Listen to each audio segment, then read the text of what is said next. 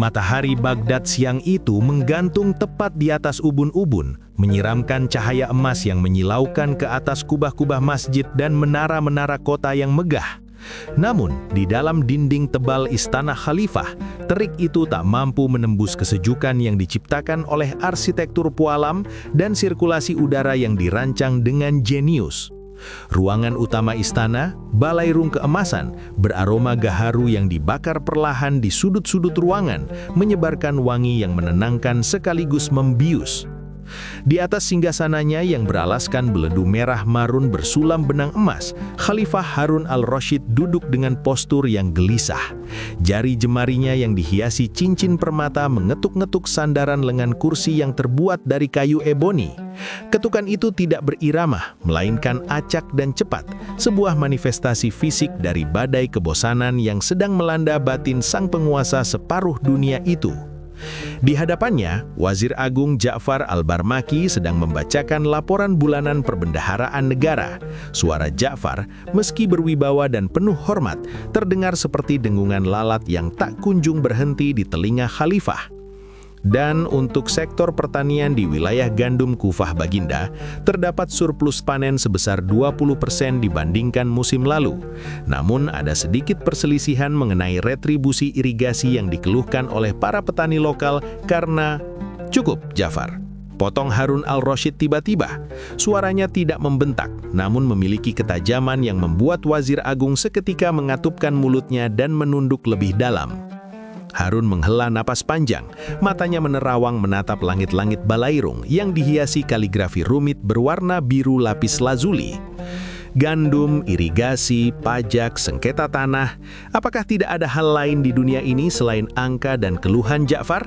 Tidakkah kau merasa bahwa hari-hari kita berjalan seperti roda pedati tua yang berdecit monoton? Ja'far yang sudah mengabdi bertahun-tahun dan memahami suasana hati junjungannya menjawab dengan hati-hati. Ampun Baginda, kemakmuran dan kestabilan negara adalah beban yang membosankan, namun mulia. Itulah harga dari kedamaian yang Baginda ciptakan. Kedamaian, gumam Harun, seolah mencicipi kata itu di lidahnya dan menemukannya terasa hambar. Kadang aku merasa kedamaian ini membunuh jiwaku perlahan-lahan. Aku dikelilingi oleh orang-orang yang hanya mengatakan iya, orang-orang yang takut bayangannya sendiri akan menyinggungku. Aku merindukan tantangan Ja'far. Aku merindukan ketajaman berpikir yang bisa membuat darahku berdesir, bukan laparan panen gandum. Harun bangkit dari singgasananya, jubah sutranya berdesir lembut menyapu lantai marmer. Ia berjalan menuju jendela besar yang menghadap ke taman istana. Di luar sana, burung-burung merak berjalan dengan anggun. Namun bagi Harun, keindahan itu terasa statis. Ia membutuhkan guncangan intelektual. Tiba-tiba, sebuah nama melintas di benaknya. Sebuah nama yang selalu membawa kekacauan sekaligus kecerdasan, kejengkelan sekaligus kekaguman. Abu Nawas, bisik Harun, dan seketika itu juga sudut bibirnya terangkat membentuk senyuman miring yang penuh makna. Ja'far yang mendengar nama itu disebut merasakan firasat buruk. Abu Nawas, Baginda, apakah si penyair gila itu membuat ulah lagi? Harun berbalik, wajahnya sekarang tak lagi suram, matanya berbinar dengan kilatan jahil yang jarang terlihat oleh rakyat jelata. Belum Ja'far, belum. Tapi dia akan segera membuat ulah, atau setidaknya aku akan memaksanya. Khalifah Harun al-Rasyid kembali duduk, kali ini dengan semangat yang baru. Ia mencondongkan tubuhnya ke depan, menatap Ja'far dengan tatapan tajam. Aku ingin mengujinya. Aku ingin melihat seberapa licin otaknya jika dihadapkan pada tembok yang mustahil. Selama ini dia selalu lolos dari jebakanku dengan kata-kata manis dan logika yang memutarbalikkan akal sehat. Tapi kali ini aku ingin sesuatu yang berbeda. Apa rencana Baginda? Tanya Ja'far ragu-ragu. Minuman keras, Ja'far. Khamar, ucap Harun pelan. Mata Ja'far terbelalak. Ampun Baginda, bukankah khamar itu haram? Dan Abu Nawas, meski jenaka, dikenal taat pada syariat. Baginda tidak mungkin memintanya berbuat dosa di hadapan publik. Tepat sekali, Harun tertawa kecil, tawa yang terdengar renyah namun berbahaya. Itulah intinya. Aku ingin dia membuktikan padaku bahwa konsep mabuk itu bisa dimanipulasi. Aku ingin dia datang ke hadapanku di depan publik dalam keadaan mabuk berat, mabuk yang paling hebat, paling meyakinkan, dan paling berkelas. Harun mengangkat telunjuknya, tapi dengarkan syarat mutlaknya, setetes pun air haram tak boleh menyentuh bibirnya. Jika aku mencium bau alkohol dari mulutnya, atau jika terbukti dia meminum sesuatu yang memabukkan secara fisik, hukum pancung menantinya karena melanggar hukum Tuhan dan mempermainkan istana. Tetapi Baginda, sela Ja'far dengan nada bingung. Jika dia tidak minum, bagaimana dia bisa mabuk? Dan jika dia tidak mabuk, berarti dia gagal memenuhi perintah Baginda. Kegagalan melaksanakan titah khalifah juga berarti hukuman mati, sambung Harun dengan dingin. Benar Ja'far, itu adalah paradoks, teka-teki yang mematikan. Mabuk tanpa khamar, teler tanpa alkohol. Jika dia minum, dia mati. Jika dia tidak terlihat mabuk, dia mati. Dia harus mencari jalan ketiga, jalan yang hanya bisa ditemukan oleh orang dengan kecerdasan di atas rata-rata, atau orang yang benar-benar gila. Khalifah Harun al-Rasyid menepuk tangannya 2 kali. Segera, seorang komandan pengawal istana masuk dengan langkah tegap, baju zirahnya bergemerincing. Panggil utusan khusus, perintah Harun. Kirim dia ke gubuk Abu Nawas sekarang. Sampaikan titahku ini kata demi kata. Jangan ada yang terlewat. Katakan padanya, aku memberinya waktu 2 hari untuk mempersiapkan pertunjukan mabuk suci ini. Jika dia gagal muncul atau gagal meyakinkanku, siapkan algojo. Sementara itu, di pinggiran kota Baghdad yang jauh dari kemewahan istana, suasana tenang menyelimuti sebuah rumah sederhana berdinding tanah liat. Di teras depan rumah, Abu Nawas sedang duduk berselonjor menikmati semilir angin sore yang mulai mendinginkan debu jalanan. Di tangannya terdapat secangkir teh min yang masih mengepul, dan di pangkuannya, seekor kucing kurus sedang tertidur pulas. Pikiran Abu Nawas sedang kosong, sebuah kemewahan yang jarang ia miliki. Ia baru saja menyelesaikan syair pesanan seorang saudagar kaya dan bayarannya cukup untuk makan seminggu. Hidup terasa damai. Namun, kedamaian di Baghdad seringkali hanyalah jeda singkat sebelum badai. Suara derap kaki kuda yang berat memecah keheningan sore. Debu mengepul ketika sepasukan kecil pengawal istana berhenti tepat di depan pagar kayu rumahnya yang reot. Tetangga-tetangga mulai mengintip dari balik jendela, berbisik-bisik ketakutan. Abu Nawas menghela napas panjang, meletakkan cangkir tehnya dengan hati-hati agar tidak membangunkan kucing di pangkuannya. Ia tahu, jika pasukan elit istana datang, itu bukan untuk mengundangnya minum teh. Seorang utusan dengan seragam resmi kerajaan turun dari kuda, membuka gulungan perkamen dengan segel lilin berlogo kekhalifahan. "Abu Nawas," seru utusan itu dengan suara lantang. Abu Nawas menundukkan kepala, gestur hormat yang terlatih. "Hamba mendengarkan, Tuan Pengawal. Ada gerangan apa Paduka yang mulia mengingat hamba yang hina ini? Apakah beliau kehabisan lelucon hingga butuh stok baru?" Utusan itu tidak tersenyum, wajahnya kaku seperti batu. "Simpan lidah tajammu. Aku membawa titah langsung dari Amirul Mukminin, Khalifah Harun al-Rasyid." Abu Nawas menundukkan kepala, gestur hormat yang terlatih. "Hamba mendengarkan." Utusan itu mulai membaca dengan nada formal yang mengerikan. "Wahai Abu Nawas, Khalifah merindukan hiburan yang menguji akal. Beliau memerintahkanmu untuk menghadap dalam 2 hari di alun-alun depan Masjid Agung. Kau dititahkan untuk menunjukkan kepada rakyat dan Khalifah sebuah keadaan mabuk yang paling dahsyat. Kau harus bertingkah selayaknya pemabuk berat, hilang akal, dan sempoyongan." Abu Nawas mengangkat alisnya, sedikit lega. "Oh, hanya berakting mabuk. Itu mudah. Aku pernah melihat banyak pemabuk di kedai." "Tapi, dengarkan sampai selesai," bentak utusan itu. "Syaratnya adalah, kau dilarang keras meminum setetes pun khamar atau zat yang memabukkan. Mulutmu harus bersih dari bau alkohol. Jika khalifah mendapati kau benar-benar minum, lehermu akan dipenggal karena melanggar syariat.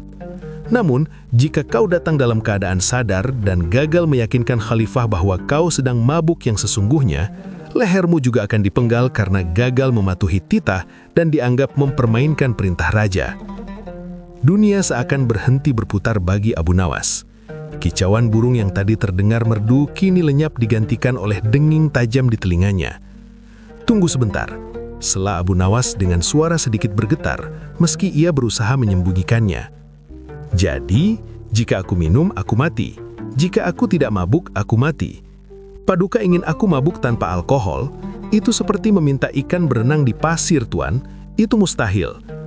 Utusan itu menggulung kembali perkamennya. Bagi orang biasa itu mustahil. Bagi Abu Nawas, khalifah percaya ada jalan keluar. Atau mungkin kali ini riwayatmu benar-benar tamat. 2 hari, Abu Nawas. Persiapkan dirimu atau wasiatmu. Tanpa menunggu balasan, rombongan itu memutar kuda dan berderap pergi, meninggalkan debu yang kini terasa mencekik tenggorokan Abu Nawas. Abu Nawas berdiri terpaku di halaman rumahnya. Kakinya lemas. Ia kembali duduk di kursi kayunya, namun teh min yang tadi terasa harum, kini tak lagi menggugah selera. Otaknya yang biasanya encer, mendadak buntu. Ia memijat pelipisnya yang mulai berdenyut keras. Mabuk tanpa khamar. Ia bergumam berulang-ulang seperti mantra orang gila. Ia mencoba membedah logika tantangan ini. Khalifah jelas sedang bosan setengah mati dan menjadikan nyawanya sebagai taruhan permainan. Ini bukan sekedar teka-teki kata, ini adalah jebakan fisik dan teologis. Bagaimana seseorang bisa kehilangan keseimbangan, bicara melantur dan merasakan ekstasi tanpa zat kimia yang memicunya? Dan lebih parahnya lagi, bagaimana ia bisa meyakinkan khalifah yang cerdas dan teliti bahwa ia sedang mabuk yang sesungguhnya jika nafasnya berbau teh min? Malam mulai turun menyelimuti Baghdad, namun tidak ada kantuk yang menghampiri mata Abu Nawas. Ia mondar-mandir di dalam ruang tamunya yang sempit, diterangi oleh pelita minyak yang apinya bergoyang-goyang tertiup angin malam. Bayangannya di dinding tampak membesar dan mengecil, seolah mengejek ketidakberdayaannya. Apakah aku harus berputar-putar hingga pusing lalu muntah? Tidak, itu bukan mabuk yang berkelas. Itu hanya sakit. Khalifah menginginkan pintu menuju hikmah. Hikmah apa yang didapat dari pusing keliling? Ia mencoba memikirkan definisi mabuk. Mabuk asmara? Tidak, terlalu klise. Mabuk laut? Tidak ada laut di sini. Mabuk kekuasaan? Itu sindiran yang terlalu berbahaya untuk khalifah. Keringat dingin mulai membasahi bakungnya. Ancaman hukuman mati kali ini terasa sangat nyata. Harun al-Rashid adalah raja yang adil, tetapi ia juga raja yang memegang teguh kata-katanya. Jika ia berkata penggal, maka pedang Algojo akan benar-benar turun. Abu Nawas merasa dinding-dinding rumahnya seolah menghimpit. Ia butuh udara. Ia butuh melihat manusia lain untuk menemukan pola. Dengan pikirannya yang kusut masai, ia menyambar jubah luarnya dan melangkah keluar ke dalam gelapnya kota Baghdad, berharap menemukan secerah inspirasi di antara bayang-bayang kota sebelum batas waktu 2 hari itu merenggut kepalanya. Matahari Baghdad siang itu terasa lebih menyengat dari biasanya. Seolah-olah bola api raksasa itu sedang bersekongkol dengan Khalifah Harun al-Rashid untuk melelehkan isi kepala Abu Nawas. Debu-debu jalanan yang berterbangan terasa menusuk hidung, namun tak setajam ancaman yang baru saja ia terima. Tunjukkan cara mabuk paling hebat tanpa setetes khamar, atau lehermu berpisah dari badan. Kalimat itu berdengung di telinganya, berulang-ulang seperti mantra kematian yang dinyanyikan oleh burung gagak. Abu Nawas menendang kerikil di jalanan berbatu dengan kesal. Sandalnya yang sudah tipis hampir tak mampu meredam panasnya tanah. Tapi kakinya terus melangkah tanpa tujuan yang pasti. Ia butuh lari, bukan dari kota, melainkan dari kebuntuan akal. Bagaimana mungkin seseorang bisa mabuk tanpa meminum apapun? Itu adalah paradoks, sebuah teka-teki silang yang kotaknya tidak memiliki cukup ruang untuk jawaban yang masuk akal. Jika ia berpura-pura sempoyongan biasa, khalifah yang cerdas pasti akan mencemoohnya sebagai aktor murahan, dan krak, selesailah riwayatnya. Keringat dingin mengalir di punggungnya, beradu dengan panasnya udara gurun. Tenggorokannya kering kerontang. Ia membutuhkan air, atau mungkin sesuatu yang lebih pekat untuk menyentak saraf-saraf otaknya yang mulai tumpul karena panik. Langkah kakinya, seolah memiliki kesadaran sendiri, membawanya berbelok ke sebuah gang sempit di Pasar Tiwur, menuju aroma biji kopi yang disangrai hingga hangus. Kedai Kopi Al-Hikmah, nama yang ironis bagi Abu Nawas saat ini, sebab ia merasa tidak memiliki hikmah sedikit pun di kepalanya. Ia menyibakkan tirai kain tebal yang menjadi pintu kedai. Seketika, hiruk-pikuk suara manusia dan aroma rempah bercampur kopi menampar indera penciumannya. Kedai itu penuh sesak. Asap dari pipa rokok mengepul tebal, menciptakan kabut buatan yang menggantung di langit-langit ruangan yang rendah. Abu Nawas menyelinap masuk, mencari sudut tergelap, berharap tidak ada yang mengenalinya. Ia memesan secangkir kahwa pahit, sehitam nasibnya hari ini. Saat cangkir tanah liat yang panas itu mendarat di meja kayunya yang kasar, Abu Nawas mencoba menenangkan diri. Ia meniup uap kopi perlahan, membiarkan aroma pahit itu merasuk. Namun ketenangannya tak berlangsung lama. "Kau salah besar, demi Tuhan, pemikiranmu itu sesat dan menyesatkan." Sebuah teriakan melengking memecah kebisingan kedai. Abu Nawas menoleh. Di meja tengah, dua orang pria paruh badan sedang terlibat perdebatan sengit. Salah satunya pria bertubuh gempal dengan serban yang sedikit miring, wajahnya merah padam. Lawan bicaranya, seorang pria kurus dengan janggut kambing yang meruncing, matanya melotot seakan hendak melompat keluar dari rongganya. "Bagaimana bisa kau bilang aku sesat?" balas si pria kurus sambil menggebrak meja. Kopi di cangkir mereka tumpah, membasahi taplak meja yang sudah dekil, tapi tak ada yang peduli. "Sudah jelas tertulis dalam kitab tafsir yang kubaca 10 tahun lalu bahwa air wudhu itu harus mengalir deras. Jika hanya gemericik, itu tidak sah. Tidak sah, kataku." Si pria gempal berdiri, menunjuk hidung lawannya dengan telunjuk yang gemetar karena amarah. "Dasar picik, kau hanya membaca satu kitab dan merasa sudah menggenggam dunia. Air itu sifatnya suci dan menyucikan, bukan soal deras atau tidaknya, tapi soal zatnya. Kau ini seperti katak yang berteriak mengatur lautan." Abu Nawas tertegun. Ia meletakkan kembali cangkirnya yang belum sempat ia cicipi. Pertengkaran itu sama sekali bukan tentang hal yang fundamental. Itu hanyalah masalah fikih sepele yang memiliki ribuan tafsir berbeda. Namun kedua orang ini seolah sedang mempertaruhkan nyawa mereka demi memenangkan argumen. "Kau yang katak!" teriak si pria kurus. Urat lehernya menonjol besar, berdenyut-denyut mengerikan seirama dengan detak jantungnya yang memburu. "Otakmu sudah tumpul karena terlalu banyak makan lemak. Dengarkan aku, jika kau tidak setuju denganku, berarti kau menentang kebenaran mutlak." "Kebenaran mutlak?" Hah! Pria gempal itu tertawa sinis, sebuah tawa yang terdengar gila. "Kebenaranmu adalah kebodohan bagi orang berakal. Kau bicara tanpa logika, hanya mengulang-ulang dogma seperti burung beo." Abu Nawas mengamati mereka dengan seksama. Mata mereka merah, bukan karena asap rokok, tapi karena lonjakan emosi yang tak terkendali. Gerakan badan mereka tidak terkoordinasi, tangan yang melambai liar, ludah yang muncrat saat berteriak, dan keseimbangan badan yang goyah karena terlalu bernafsu untuk menyerang. Mereka tidak sadar akan sekelilingnya. Mereka tidak peduli bahwa seluruh pengunjung kedai kini menonton mereka. Mereka tidak peduli bahwa argumen mereka berputar-putar tanpa ujung. Sebuah kilatan petir imajiner menyambar benak Abu Nawas. "Mereka," gumam Abu Nawas lirih, nyaris tak terdengar di antara riuh rendah pertengkaran itu. "Mereka mabuk. Ya, mereka mabuk, bukan oleh anggur merah dari Syiraz, bukan oleh tuak dari Nira, melainkan mabuk oleh pendapat mereka sendiri. Mereka teler oleh ego yang meluap-luap. Akal sehat mereka telah hilang, tertutup oleh kabut fanatisme dan keinginan untuk menang sendiri." Abu Nawas menyesap kopinya perlahan. Rasanya pahit, namun kini terasa nikmat. Otaknya yang tadi macet total, kini mulai berputar kencang, merajut benang-benang inspirasi dari pemandangan buruk di hadapannya. Ia melihat sekeliling kedai. Bukan hanya dua orang itu. Di sudut lain, sekelompok pedagang sedang berdebat tentang harga gandum. Mata mereka berkilat-kilat penuh keserakahan, seolah-olah tumpukan dinar sedang menari di pelupuk mata mereka. Di dekat pintu, seorang penyair muda sedang membacakan sajaknya dengan suara lantang. Matanya terpejam, mabuk oleh kata-katanya sendiri, tidak peduli bahwa tak ada seorang pun yang mendengarkan. Semua orang ini batin Abu Nawas. Senyum tipis mulai tersungging di bibirnya. Mereka semua sedang mabuk. Dunia ini adalah kedai raksasa di mana manusia menegak anggur nafsunya masing-masing hingga teler, lalu saling menabrak satu sama lain. Jika Khalifah menginginkan mabuk yang berkelas, maka Abu Nawas harus menampilkan parodi dari realitas ini. Ia harus menjadi cermin. Abu Nawas membayangkan tantangan Khalifah kembali. Tunjukkan mabuk yang bisa menjadi pintu hikmah. Jika anggur duniawi menghilangkan akal dan membuat orang terjatuh ke dalam lumpur kehinaan, pikirnya, matanya kini berbinar cerdas. Maka aku harus menunjukkan jenis mabuk yang sebaliknya. Mabuk yang melenyapkan dunia, namun menghadirkan Tuhan.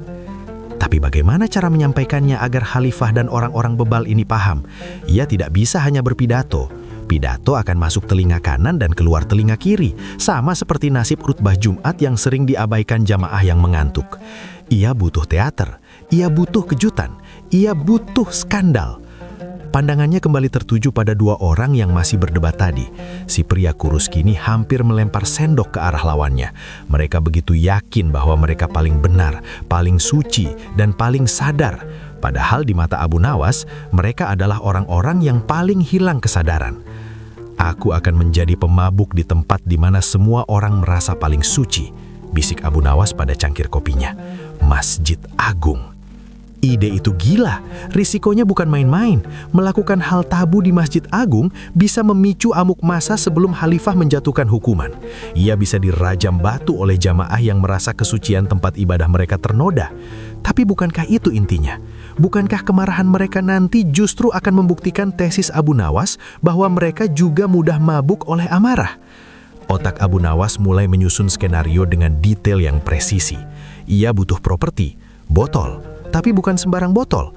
Botol itu harus menjadi simbol kepalsuan prasangka manusia. Botol yang tampak berisi bosa, padahal kosong melompong, seperti kepala orang-orang yang gemar menghakimi. Lalu ia butuh kostum. Bukan pakaian compang-camping seorang gelandangan, melainkan sesuatu yang kontras, sorban. Ia akan menggunakan sorban terbagusnya, melilitkannya pada botol itu, seolah-olah ia sedang memuliakan berhala barunya. "Hei, Abu Nawas!" seru seseorang dari meja sebelah, membuyarkan lamunannya. Itu adalah Hamid, si penjual karpet yang cerewet. "Kenapa kau senyum-senyum sendiri? Apa kau sudah gila karena kebanyakan utang?" Abu Nawas menoleh, senyumnya makin lebar, misterius dan penuh arti. Ia menatap Hamid dengan sorot mata yang tajam namun jenaka. "Tidak, Hamid," jawab Abu Nawas tenang. Suaranya mengandung getaran kegembiraan yang aneh. "Aku justru baru saja menemukan kewarasan di tengah orang-orang gila." "Apa maksudmu?" Hamid mengernyit, bingung. "Lihatlah mereka." Abu Nawas menunjuk dua pria yang masih berdebat dengan dagunya.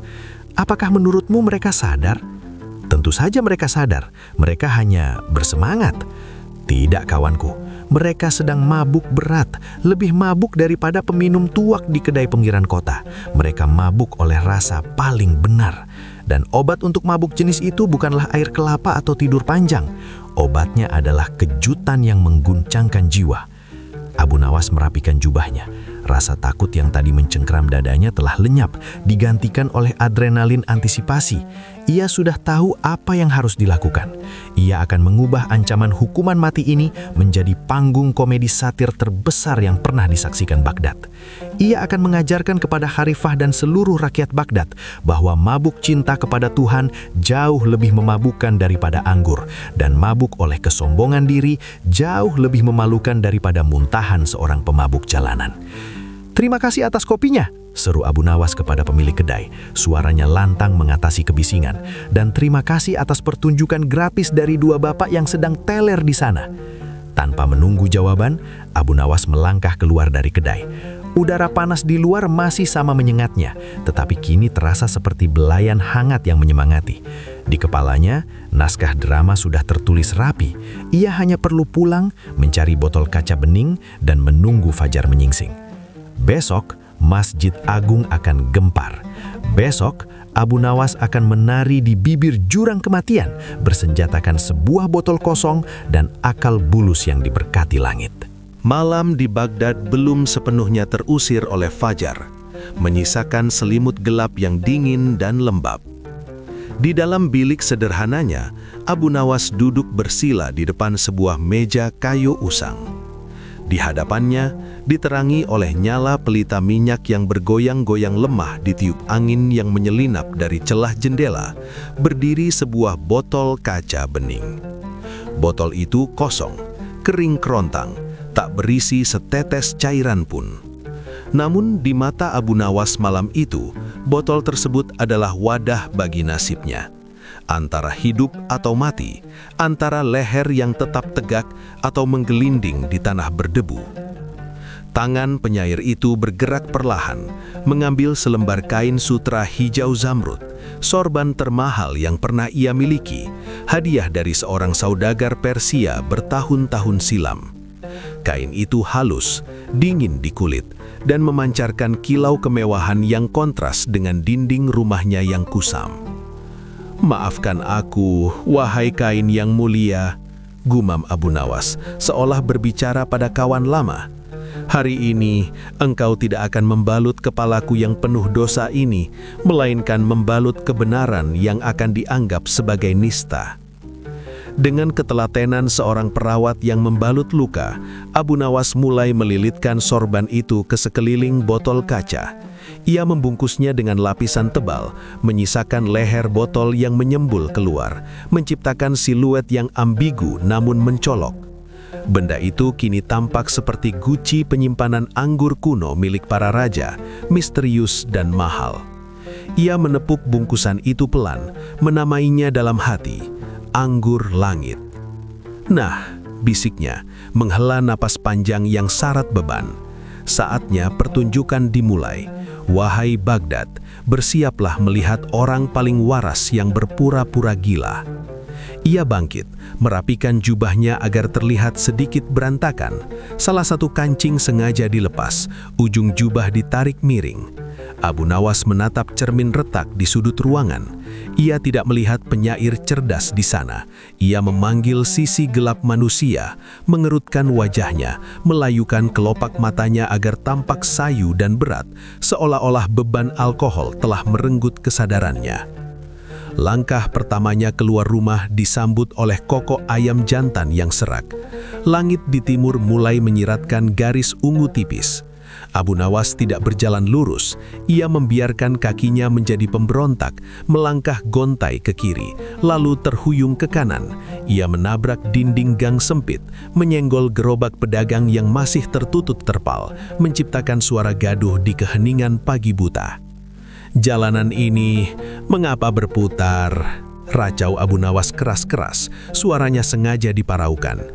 Ia memeluk botol berbalut sorban itu erat-erat di dadanya, seolah benda itu adalah kekasih yang tak boleh lepas. "Tenanglah manisku, kita akan ke tempat yang damai." Tujuannya jelas, Masjid Agung Baghdad, jantung spiritual kota itu, tempat di mana kesucian dijaga ketat melebihi harta karun istana. Saat ia tiba di gerbang masjid, azan subuh baru saja berkumandang. Suara muazin yang merdu dan menggetarkan hati beradu dengan guman kacau Abu Nawas. Beberapa jamaah yang datang lebih awal untuk sholat sunnah terhenti di tangga masjid. Mata mereka membelalak, mulut mereka ternganga. Di sana, di bawah remang cahaya obor gerbang masjid, Abu Nawas, sosok yang dikenal jenaka namun biasanya tahu adat, sedang berusaha menaiki tangga dengan merangkak, mendekap botol yang bentuknya sangat mencurigakan. "Astaghfirullahalazim," desis seorang babah tua, tasbihnya di tangannya nyaris terjatuh. Bukankah itu Abu Nawas? Temannya, seorang pedagang pasar yang hendak mengambil wudhu, menyipit mata. Benar, itu dia. Tapi demi Allah, apa yang dia bawa? Dan lihat jalannya, dia mabuk. Abu Nawas mendengar bisik-bisik itu, namun ia tidak surut. Justru ia semakin menjadi. Ia tertawa cekikikan tanpa sebab, lalu tiba-tiba terdiam dan memasang wajah sedih yang berlebihan. Ia berhasil mencapai lantai marmer masjid yang dingin tanpa alas kaki, namun langkahnya terseret-seret. Bau tubuhnya adalah bau keringat dingin ketakutan yang ia samarkan sebagai keringat alkohol. "Minggir, minggir kalian orang-orang suci." Abu Nawas melambai-lambaikan tangannya yang bebas, seolah mengusir lalat. Aku dan kawanku ini, ingin bertemu Tuhan juga. Kehebohan kecil mulai terjadi.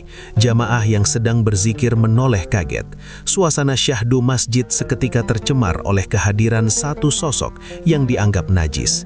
Beberapa orang hendak bangkit untuk mengusirnya, namun keraguan menahan mereka. Abu Nawas adalah orang dekat khalifah dan kegilaannya seringkali memiliki lapisan yang tak terduga. Namun, membawa botol yang jelas-jelas terlihat seperti wadah khamar ke dalam ruang utama masjid, itu sudah melampaui batas toleransi. Abu Nawas terus berjalan sempoyongan hingga mencapai mihrab, tempat imam memimpin sholat. Ia tidak berdiri di tengahnya, melainkan merosot duduk di pojok mihrab, bersandar pada pilar marmer yang kokoh. Di sana, di bawah kaligrafi ayat-ayat suci yang indah, ia mendekap botol anggur langitnya dengan posesif. Sholat subuh pagi itu menjadi sholat yang paling tidak khusyuk dalam sejarah Masjid Agung Baghdad. Sang imam membaca ayat dengan suara bergetar, terganggu oleh isak tangis yang tiba-tiba meledak dari pojok mihrab, disusul oleh tawa lirihan yang menyayat hati. Selesai sholat, bukannya bubar, jamaah membentuk lingkaran besar, menjaga jarak aman namun tak bisa menyembunyikan rasa penasaran dan jijik. "Abu Nawas," seru seorang ulama setempat dengan nada tinggi, menunjuk wajah penyair itu. "Apakah engkau sudah gila? Engkau menajiskan rumah Allah dengan air kencing iblis itu. Keluar engkau!" Abu Nawas mengangkat wajahnya. Matanya merah, hasil dari menggosoknya diam-diam dengan ujung lengan baju. Ia menatap ulama itu dengan pandangan kosong yang mengerikan. "Shh!" Abu Nawas menempelkan telunjuk di bibir, lalu menunjuk botol di pelukannya. "Jangan berisik, dia sedang tidur. Ini bukan air kencing iblis, Syekh. Ini adalah kunci surga yang kalian lupakan." "Kurang ajar!" teriak seorang pemuda, emosinya terpancing. "Dia benar-benar mabuk. Lihat, dia bahkan tidak sadar apa yang diucapkannya. Kita harus menyeretnya keluar." "Jangan!" cegah yang lain. "Jangan sentuh dia. Laporkan saja ke qadhi atau langsung ke istana. Biar hukum yang bicara. Jika kita menyentuhnya, kita mungkin ikut kotor." Matahari mulai naik, menyinari kota Baghdad dengan cahaya emas. Namun di pojok mihrab itu, awan mendung seolah menggantung di atas kepala Abu Nawas. Jam demi jam berlalu, jamaah datang dan pergi, berganti dari jamaah subuh ke jamaah duha. Setiap orang yang masuk terkejut, bertanya-tanya, lalu bergunjing. Abu Nawas memainkan perannya dengan totalitas yang menguras jiwa. Di dalam hatinya, ia berzikir, memohon kekuatan agar tidak pingsan karena lapar dan ketegangan. Namun secara fisik, ia adalah gambaran kehancuran. Sesekali ia mengangkat botol itu tinggi-tinggi, seolah hendak menenggaknya, membuat orang-orang di sekitarnya menahan nafas ngeri. Lalu ia menurunkannya lagi, mendekapnya ke pipi sambil menangis terseduh-seduh. "Oh, betapa manisnya!" racau Abu Nawas, suaranya menggema di kubah masjid. "Dunia ini pahit, tapi engkau manis. Mengapa mereka membencimu, padahal engkau membuatku terbang menemui sang kekasih?" Ia berbaring, berguling, lalu duduk lagi. Ia berbicara pada tiang masjid, memerangi lampu gantung, dan tertawa pada semut yang lewat. Ia menciptakan teater tunggal yang mengerikan tentang degradasi moral manusia. Seorang marbot masjid, lelaki tua yang biasanya sabar menyapu halaman, akhirnya tak tahan lagi. Rasa hormatnya pada masjid mengalahkan rasa takutnya pada reputasi Abu Nawas. Dengan nafas memburu, ia berlari keluar dari kompleks masjid, menusuri jalanan yang kini ramai, menuju gerbang istana yang megah. Ia harus melapor. Ini penistaan yang tak bisa dibiarkan. Di istana, Khalifah Harun al-Rashid sedang duduk di taman, menikmati kurma dan susu segar. Pikirannya melayang pada tantangan yang ia berikan kepada Abu Nawas. Apakah penyair itu sudah menyerah atau dia sudah lari keluar kota? Pikir Khalifah sambil tersenyum geli.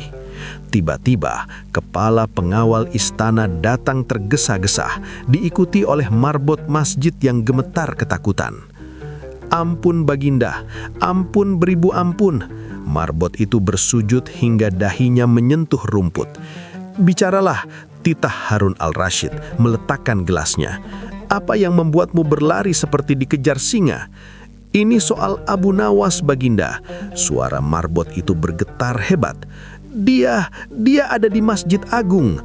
Alis Khalifah terangkat. "Di masjid? Sedang berdoa untuk keselamatannya, kurasa." "Bukan, Baginda. Demi Allah, hamba takut mengatakannya."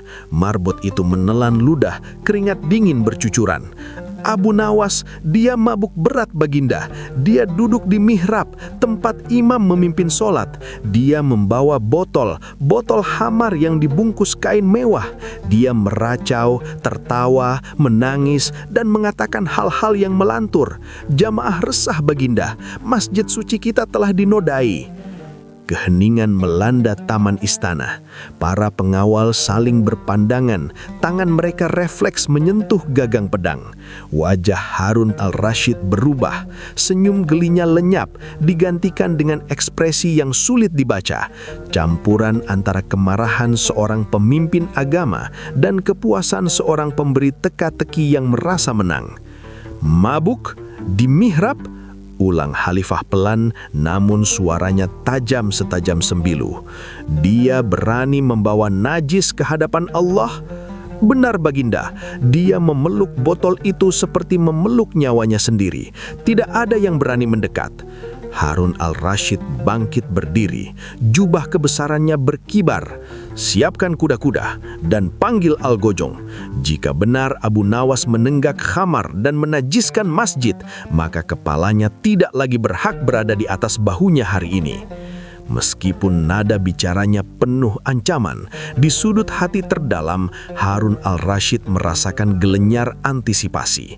Abu Nawas telah melakukan tepat seperti yang ditantangkan, menunjukkan cara mabuk di depan umum. Tapi melakukannya di mihrab, itu perjuangan nyawa yang sesungguhnya. Batas antara jenius dan gila kini setipis laba-laba. "Ayo!" seru Khalifah, melangkah lebar menuju pelataran istana. "Kita lihat seberapa mabuk penyair kesayangan kita itu." Sementara itu, di pojok mihrab, Abu Nawas merasakan perubahan atmosfer. Suara derap kuda dari kejauhan belum terdengar, tapi firasatnya yang tajam menangkap getaran bahaya. Keringat yang mengalir di pelipisnya kini bukan lagi akting. Ia mengeratkan pelukannya pada botol kosong itu. Sorban hijau yang membalut botol itu terasa lembab oleh keringat tangannya. Ia menatap kerumunan jamaah yang kini semakin padat. Mereka memandangnya dengan tatapan menghakimi, tatapan jijik, tatapan yang seolah berkata, "Matilah kau, pendosa." Abu Nawas tersenyum miris, sebuah senyum tulus yang tersembunyi di balik masker orang mabuk. "Tunggulah," batinnya. "Sebentar lagi, kalian akan melihat siapa yang sebenarnya sedang mabuk di dunia ini." Ia kembali tertawa, kali ini lebih keras. Suara tawanya memantul di dinding-dinding tinggi masjid, terdengar seperti tangisan orang yang tersesat di padang pasir, menunggu datangnya sang penyelamat atau sang pencabut nyawa. Gema langkah kaki serentak yang berdebam berat di pelataran luar Masjid Agung memecah bisik-bisik gelisah para jamaah. Suara itu bukan langkah kaki biasa. Itu adalah irama kekuasaan. Derap sandal kulit tebal yang dipadukan dengan denting logam dari sarung pedang yang beradu dengan baju zirah. Udara di dalam masjid yang sejuk mendadak terasa memadat, seolah oksigen ditarik paksa keluar oleh kehadiran sosok agung yang tengah mendekat.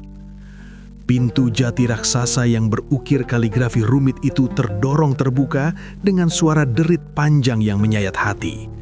Cahaya matahari Baghdad yang terik menerobos masuk menciptakan siluet dramatis di ambang pintu. Di sana berdiri tegak Khalifah Harun al-Rashid. Jubahnya yang berwarna merah marun menjuntai megah, disulam dengan benang emas yang berkilauan ditimpa cahaya siang. Namun bukan kemewahan itu yang membuat nyali para hadirin menciut. Adalah raut wajah sang Amirul Mukminin yang tampak sekeras batu granit. Matanya memancarkan kilatan amarah yang sanggup meluluh lantapkan keberanian siapapun yang menatapnya. Di belakangnya, Ja'far al-Barmaki dan Masrur, sang algojo istana yang legendaris dengan pedang lengkung raksasanya, berdiri siaga seperti bayangan kematian. Rombongan pengawal menyebar dengan cepat, membentuk barikade yang memisahkan area pintu masuk dengan ruang utama sholat, menciptakan lorong sunyi bagi sang penguasa. Suasana masjid yang tadinya dipenuhi dengungan gunjingan tentang kelakuan gila Abu Nawas kini senyap seketika. Hening yang mencekam, bahkan suara cicak pun seolah enggan terdengar. Ratusan pasang mata jamaah tertunduk, tak berani mengangkat wajah. Namun ekor mata mereka mencuri pandang ke arah sudut mihrab, tempat di mana sumber masalah itu berada. Harun al-Rasyid melangkah masuk. Setiap tapak kakinya di atas karpet tebal masjid terdengar tegas, mengirimkan getaran intimidasi ke seluruh ruangan. Ia tidak menoleh ke kiri atau ke kanan. Fokusnya terkunci pada satu titik di pojok ruangan di dekat pilar marmer, di mana sesosok tubuh tampak tergeletak dengan pose yang sangat tidak pantas untuk sebuah rumah ibadah. Di sana, Abu Nawas sedang menikmati dunianya sendiri. Ia bersandar miring pada pilar, sorbannya miring tak karuan. Mulutnya komat kamit melantunkan syair-syair tak jelas yang terdengar seperti racauan orang yang telah kehilangan akal sehatnya. Di pelukannya terdekap erat sebuah benda yang dibungkus kain sorban sutra kualitas terbaik. Benda yang oleh desas-desus disebut sebagai wadah anggur langit. Khalifah berhenti tepat 2 langkah di hadapan Abu Nawas. Bayangan tubuh Khalifah jatuh menimpa wajah penyair itu, namun Abu Nawas tampak tak peduli. Ia malah terkekeh pelan, sebuah tawa serak yang terdengar menyedihkan di tengah keheningan masjid yang sakral. Abu Nawas! Suara Harun al-Rasyid menggelegar, memantul di antara dinding-dinding dan kubah masjid, laksana petir yang menyambar di siang bolong. Para jamaah tersentak kaget, bahu mereka menegang. Abu Nawas tidak langsung melompat bangun. Dengan gerakan lambat yang disengaja, sebuah akting sempoyongan yang brilian, ia membuka satu matanya.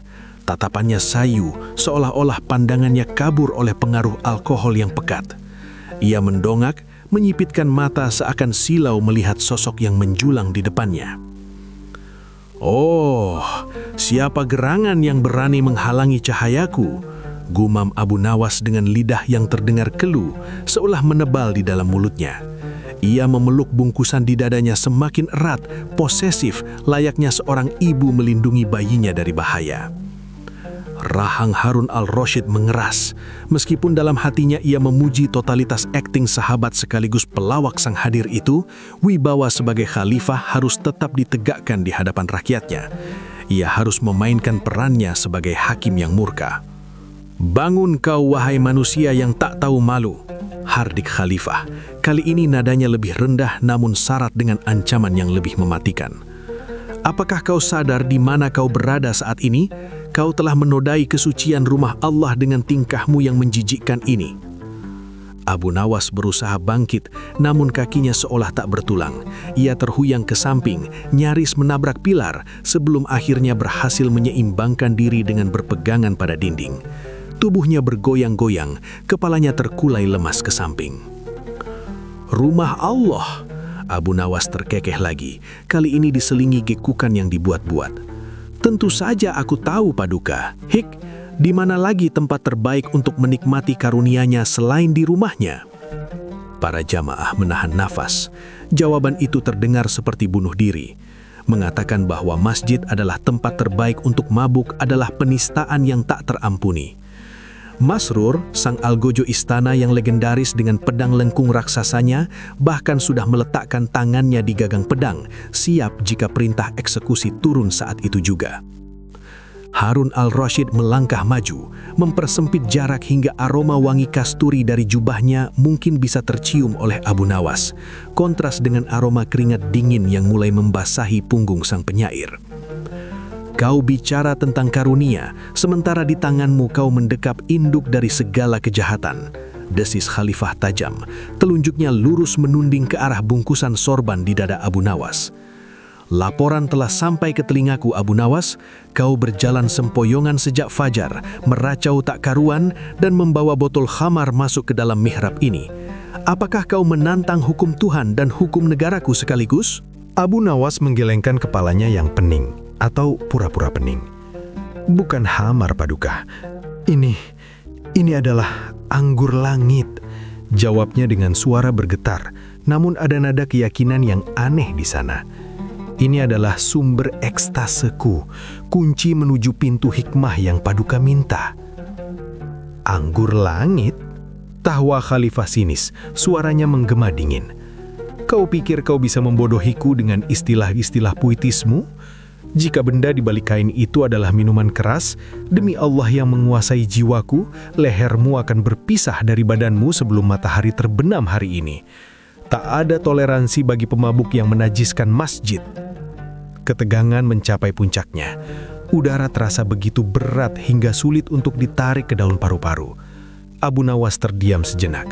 Ia menatap Khalifah lalu mengedarkan pandangan ke sekeliling, menatap wajah-wajah jamaah yang penuh penghakiman, jijik dan ketakutan. Mereka semua menunggunya hancur. Mereka semua menunggunya diseret keluar sebagai bangkai. Dengan gerakan yang sangat pelan, dramatis dan penuh perhitungan, Abu Nawas mulai melonggarkan pelukannya pada bungkusan itu. Tangannya yang gemetar, entah karena akting atau karena adrenalin yang memuncak, mulai mencari ujung simpul sorban sutra yang melilit benda misterius tersebut. Paduka menginginkan bukti? Tanya Abu Nawas lirih. Suaranya kini terdengar sedikit lebih jernih, meski tubuhnya masih bergoyang-goyang seperti ditiup angin. Paduka ingin melihat apa yang membuat hamba mabuk kepayang hingga lupa daratan? Buka, perintah Khalifah singkat, satu kata yang terdengar seperti vonis mati. Abu Nawas menarik ujung kain. Lilitan pertama terbuka, warna merah marun sorban itu meluruh, memperlihatkan lapisan berikutnya. Jamaah menjulurkan leher mereka, rasa ingin tahu mengalahkan ketakutan mereka. Apa isi botol itu? Apakah anggur merah dari Syiraz, ataukah arak kurma yang memabukkan? Lilitan kedua terbuka. Abu Nawas melakukannya dengan sangat lambat, seolah sedang mengupas kulit bawang yang rapuh. Ia memutar benda itu di tangannya. Lihatlah, wahai Amirul Mukminin, lihatlah, wahai para hamba Allah yang suci. Gumam Abu Nawas, suaranya mulai meninggi, seiring dengan semakin tipisnya lapisan kain yang menutupi benda tersebut. Dengan satu sentakan terakhir, kain sorban itu terlepas sepenuhnya, jatuh melosoh ke lantai marmer yang dingin. Abu Nawas mengangkat benda itu tinggi-tinggi di atas kepalanya, membiarkannya tertimpa sinar matahari yang masuk dari celah jendela kubah. Bukan botol gelap berisi cairan merah darah, bukan pula kendi tanah liat berisi tuak. Itu adalah sebuah botol kaca kristal bening, transparan, murni. Dan yang paling mengejutkan, botol itu kosong. Kosong melompong, kering kerontang. Tak ada setetes air pun di dalamnya, apalagi khawar. Hanya udara, hanya kekosongan yang terperangkap dalam dinding kaca. Cahaya matahari menembus botol bening itu, membiaskannya menjadi spektrum pelangi kecil yang jatuh tepat di jubah kebesaran Khalifah. Keheningan yang menyusul kali ini berbeda, bukan hening ketakutan, melainkan hening kebingungan yang total. Mulut para jamaah ternganga, mata Masrur yang tadinya tajam kini membulat heran, tangan yang memegang gagang pedang itu mengendur. Khalifah Harun al-Rasyid tertegun, alis tebalnya bertaut dalam kerutan yang dalam. Ia menatap botol kosong yang berkilauan di tangan Abu Nawas, lalu menatap wajah penyair itu, mencari jejak kebohongan atau trik sulap. Namun yang ia temukan hanyalah botol kosong, benar-benar kosong. Kosong? Suara Khalifah terdengar parau, kehilangan nada otoritasnya sejenak karena rasa kaget yang menyergap. Apa artinya ini, Abu Nawas? Kau bertingkah seperti orang gila, berjalan sempoyangan, meracau seharian, membuat gempar seluruh Baghdad hanya dengan memeluk botol kosong. Pertanyaan itu menggantung di udara, mewakili ribuan tanya yang berkecamuk di benak setiap orang yang hadir di sana itu. Abu Nawas masih memegang botol itu di atas, tangannya kini tegak lurus, tidak lagi gemetar. Goyangan tubuhnya perlahan berhenti. Punggung yang tadinya membungkuk layaknya pemabuk tua, kini mulai tegak perlahan.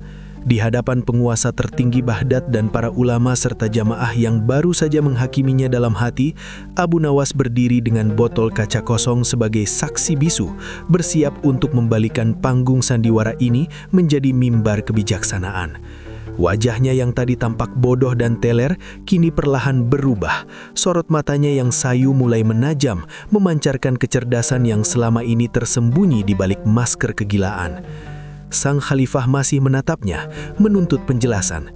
Namun di sudut bibir Harun al-Rashid ada kedutan kecil, tanda bahwa rasa penasarannya kini telah mengalahkan amarahnya. Tantangan telah dijawab dengan teka-teki baru, dan sidang di rumah Allah ini baru saja dimulai sesungguhnya. Keheningan yang menyelimuti Masjid Agung Baghdad bukan sekedar sunyi.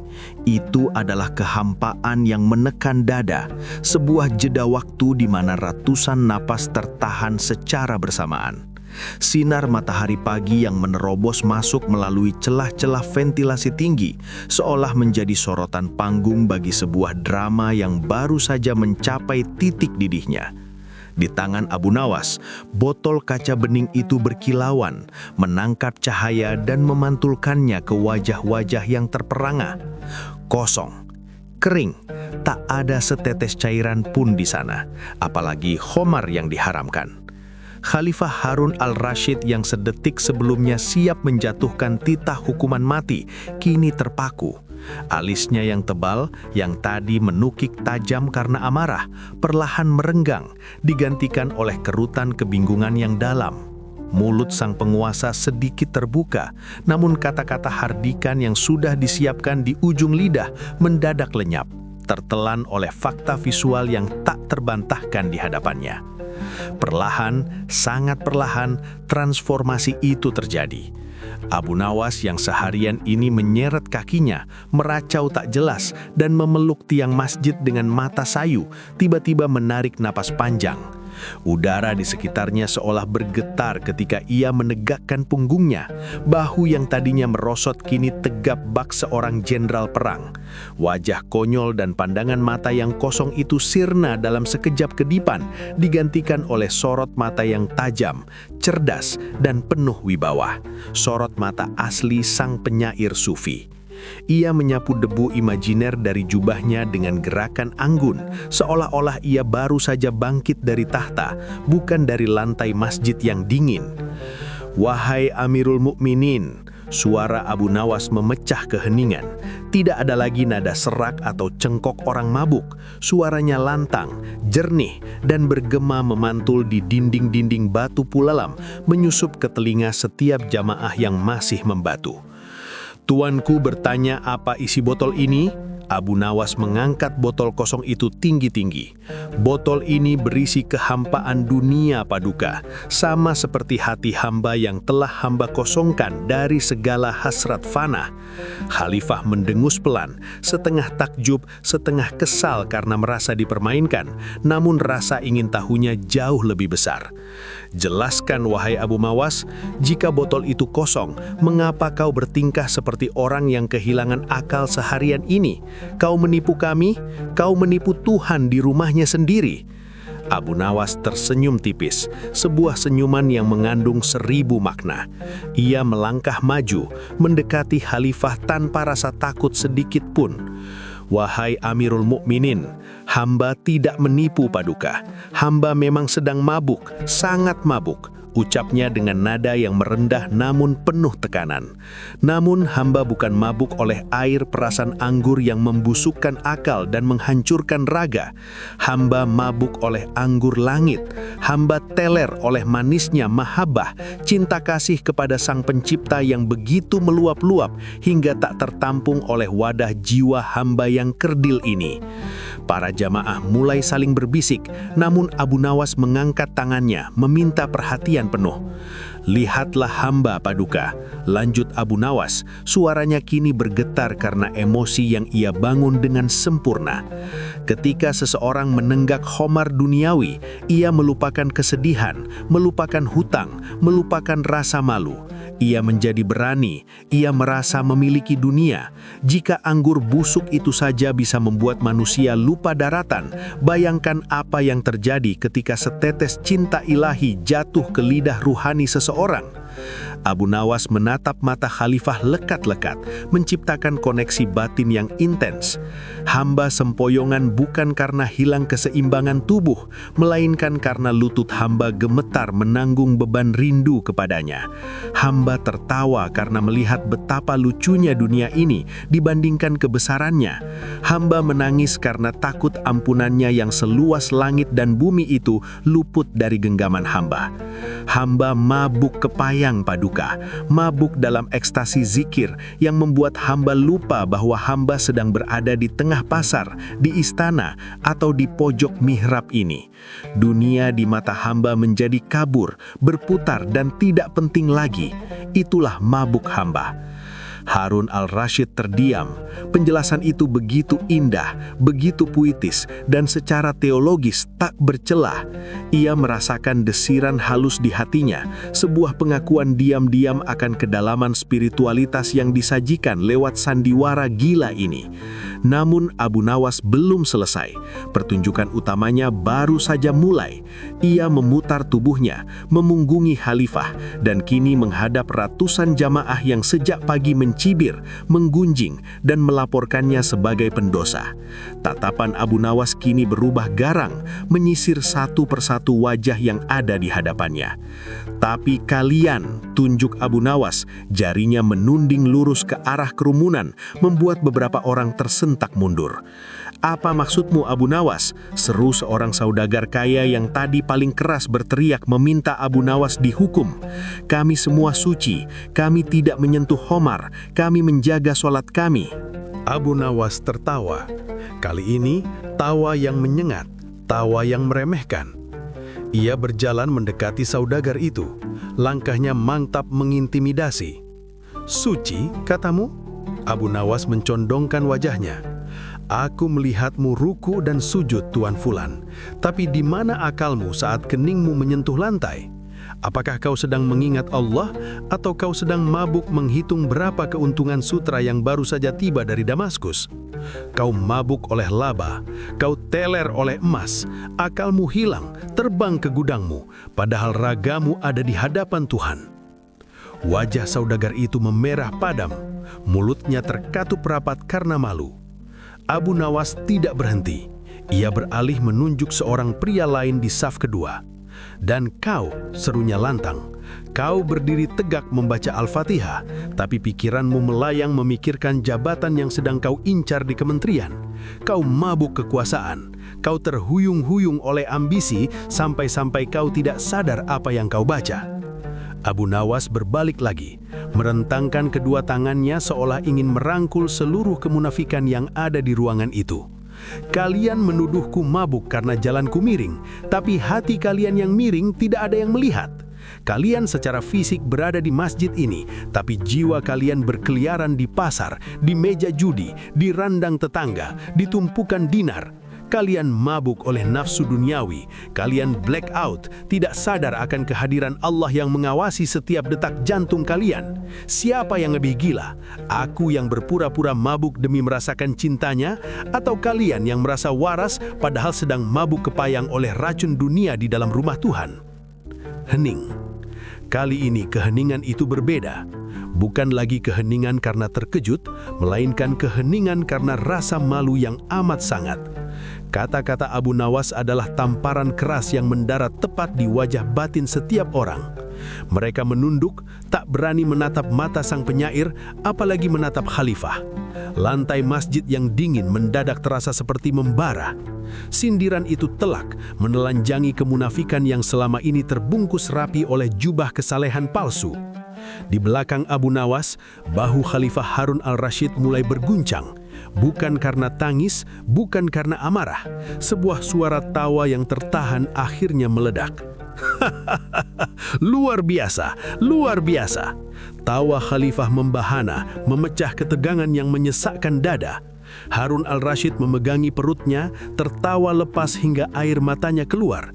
Ia melihat wajah-wajah rakyatnya yang merah padam dan menyadari bahwa Abu Nawas tidak hanya menyelamatkan lehernya sendiri, tetapi juga memberikan pelajaran moral yang jauh lebih berharga daripada 1000 khotbah formal para ulama istana. Abu Nawas, Abu Nawas.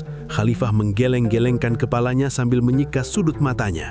Kau benar-benar rubah gurun yang licik. Kau membalikkan tantanganku.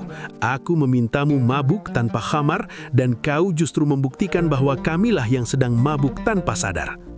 Abu Nawas segera berbalik dan membungkuk hormat. Wajahnya kembali tenang dan penuh takzim. Ampun beribu ampun Paduka. Hamba hanyalah cermin retak yang mencoba memantulkan sedikit cahaya kebenaran. Khalifah maju menepuk bahu Abu Nawas dengan keras, tanda persahabatan dan pengakuan. Khotbahmu hari ini adalah yang terbaik yang pernah kudengar di Baghdad. Kau menampar kami semua dengan hikmah.